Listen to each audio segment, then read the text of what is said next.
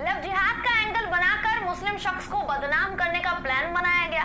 लेकिन जिन्होंने दोस्तों लव जिहाद का ये एंगल तैयार किया शुरू से लेकर आखिर तक, उन पर उनका ही ये एंगल भारी पड़ गया। सारे भाजपाई, सारे संघी एक साथ लपेटे में आए हैं, फंसे हैं और इनकी रची गई साजिश का खुलासा उस लड़की ने ही कर दिया है। संघी मीडिया को मुस्लिमों को बदनाम करना एक बार फिर से भारी पड़ गया है। ऑफ इंडिया ने कासगंज में लव जिहाद को लेकर एक मामले पर खबर छापी दोस्तों। ना सिर्फ ऑफ इंडिया बल्कि कई ऐसे मीडिया संस्थान हैं जिन्होंने एक खबर चलाई हुई अपने चैनल पर, खबर के जरिए लोगों तक जानकारी पहुंचाई कि लव जिहाद का मामला सामने आया है। लेकिन अब उस खबर को लेकर जो खुलासा हुआ है, संघी मीडिया का जो एजेंडा ध्वस्त हुआ है, वो इनके होश उड़ा देगा। ऑफ इंडिया ने जो लिखा, देखिए वो मामला सबसे पहले आपकी स्क्रीन पर, जिसमें चैनल ने खबर छापी कि कासगंज से लव जिहाद का मामला सामने आया है। प्रिंस कुरैशी ने मोनू गुप्ता बनकर दिल्ली की हिंदू लड़की से फेसबुक पर दोस्ती की, फिर शादी का झांसा देकर रेप किया। इस मामले को लेकर दोस्तों हिंदू संगठनों ने ना सिर्फ बवाल काटा बल्कि ये लोग पुलिस थाने भी पहुंचे थे, एफआईआर लिखवाने के लिए वहां पहुंचे थे। वो वीडियो भी आपको मैं आगे दिखाऊंगी कि किस तरीके से इन लोगों ने पुलिस स्टेशन में बवाल काटा था। पर उससे पहले आपको सच बताना चाहूंगी कि पुलिस की छानबीन के बाद ये खबर बिल्कुल फर्जी साबित हुई है। जिस हिंदू लड़की के हवाले से मुस्लिम लड़के को आरोपी बताया गया, उस लड़की ने इन आरोपों को गलत बता दिया है और गलत बताते हुए स्वीकार किया है कि उसे ऐसा करने के लिए कहा गया था। जिन दो लोगों ने उसे हायर किया था ऐसा करने के लिए, उसमें से एक बीजेपी का नेता है। देखिए स्क्रीन पर आपको टाइम्स ऑफ इंडिया की खबर दिखा रही हूँ दोस्तों, जिसके मुताबिक उत्तर प्रदेश के कासगंज में भाजपा यूथ विंग के नेता ने एक मुस्लिम को फंसाने के लिए हिंदू लड़की को पहले तो हायर किया। उस लड़की का नाम राधा बताया जा रहा है, जिसने प्रिंस कुरैशी नाम के मुस्लिम का रेप करने का झूठा आरोप लगाया। हिंदू लड़की ने पहले आरोप लगाया कि प्रिंस कुरैशी ने मोनू गुप्ता बनकर उससे शादी करने का वादा किया था, लेकिन बाद में उसका बलात्कार किया, उसका रेप किया, जबकि उसने उसकी असली पहचान नहीं बताई थी, ऐसा उस लड़की का दावा था।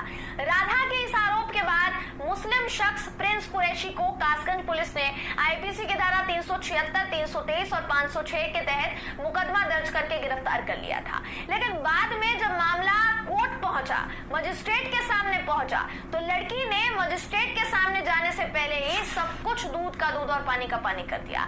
लड़की ने आरोप लगाया कि रेप हुआ है, पहले लड़की ने आरोप लगाया कि रेप हुआ है, इसलिए हिंदू लड़की से मेडिकल करवाने के लिए कहा गया। अगर आप रेप का आरोप लगाती हैं तो आपको मेडिकल टेस्ट करवाना पड़ता है, तो उसने मेडिकल करवाने से मना कर दिया। बाद में उस लड़की ने सब कुछ सच बताया कि जो जो कुछ हुआ है वो सारी चीजें बताई। लड़की ने इस मामले में खुलासा उस वक्त किया जब कोर्ट ने उससे कहा कि वो जो आरोप लगा रही है, अगर वो आरोप गलती से भी गलत साबित हुए तो उसे जेल जाना पड़ेगा। जिसके बाद गिरफ्तारी के डर से वो सब कुछ सच सच बताती चली गई। उसने कहा कि उसे प्रिंस कुरैशी को फंसाने के लिए दो लड़कों ने हायर किया था। वो दो लड़के कौन दोस्तों, ये सुन लीजिए। उसने कहा उससे कुरैशी को लव जिहाद के मामले में फंसाने के लिए कहा गया था, इसलिए उसने ऐसा किया। इन दो लोगों में 34 साल का अमन चौहान और 28 साल का आकाश सोलंकी शामिल है, जिनमें से अमन चौहान बीजेपी का नेता है। बीजेपी नेता अमन चौहान और बाकी के हिंदू संगठनों के लोगों ने लड़की के इस झूठे आरोप पर प्रिंस कुरैशी के खिलाफ किस तरह से थाने में जाकर एफआईआर लिखवाई थी और करीब 200 लोगों को थाने के बाहर खड़ा करके अंदर जाकर ये लोगों ने बवाल काटा था कि आपको एफआईआर लिखनी ही पड़ेगी, आप क्यों इसमें शिकायत दर्ज नहीं कर रहे हैं। आपको वीडियो दिखाती दोस्तों हिंदू संगठनों का, ये वीडियो देखिए आप। हमसे कर सकते हो यार, कोई चले, हमसे कोई छेड़ा नहीं। ये बात तो नया बंद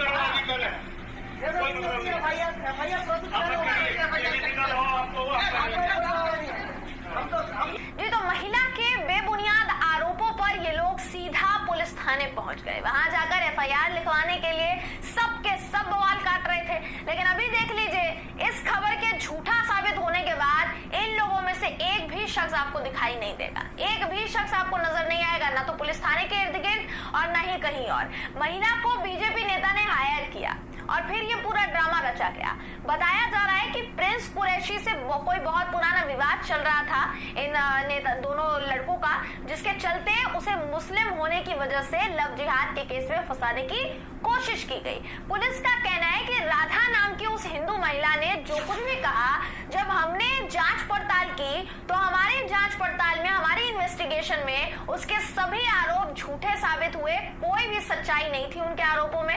साथ ही पुलिस ने यह भी कहा कि बीजेपी नेता अमन चौहान और आकाश सोलंकी का नाम जैसे ही लड़की ने बताया था, उस दोनों को कासगंज पुलिस ने गिरफ्तार कर लिया था ऑन स्पॉट। लेकिन फिर जब मामला कोर्ट में गया तो दोनों को इंटरिम बेल पर छोड़ दिया गया कोर्ट की तरफ से। पर हम इस मामले में जल्द ही चार्जशीट दाखिल करेंगे, जहां सब कुछ सच सामने आ जाएगा, ऐसा पुलिस का कहना है। अब सवाल ये है दोस्तों कि अमन चौहान बीजेपी नेता है, तो क्या बीजेपी अमन चौहान की इस हरकत पर कोई एक्शन लेगी?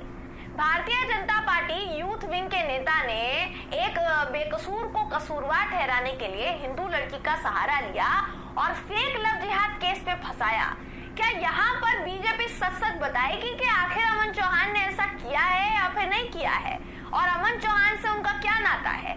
ये सवाल मैं इसलिए पूछ रही हूँ दोस्तों क्योंकि बीजेपी ने इस मामले में बयान तो दिया है, क्लैरिफिकेशन तो दिया है, लेकिन फिर एक बार ऐसे मामले से पल्ला झाड़ा है जिस मामले ने इनकी पोल पट्टी खोल कर रख दी है दोबारा।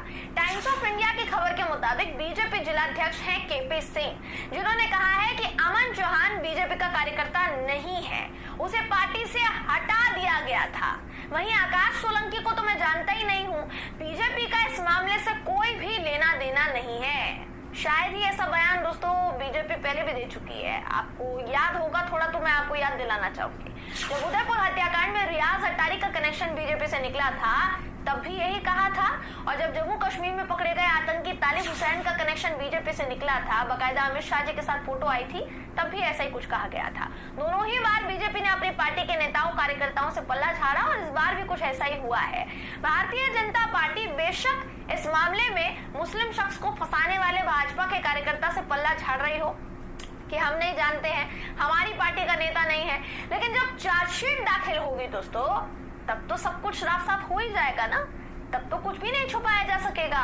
पर इस मामले से ये तो पता चल गया, इतना तो जानकारी हो गई इतनी कि बीजेपी जिस तरह से चुटकियों में अपने नेता कार्यकर्ताओं की गलती पर पर्दा डाल देती है ना, वो चोर की दाढ़ी में और भी बड़ा तिनका दिखा जाता है।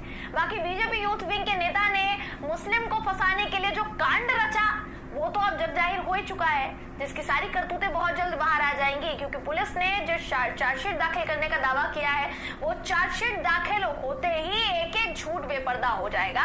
उस वक्त इनके पास बोलने के लिए एक भी दलील नहीं बचेगी। बहरहाल इस खबर पर आपकी राय क्या है कमेंट करके जरूर बताइएगा। वीडियो अगर आपको पसंद आया हो तो वीडियो को लाइक और शेयर करना ना भूलें। फिर मुलाकात होगी आपसे किसी ऐसी ही खबर के साथ।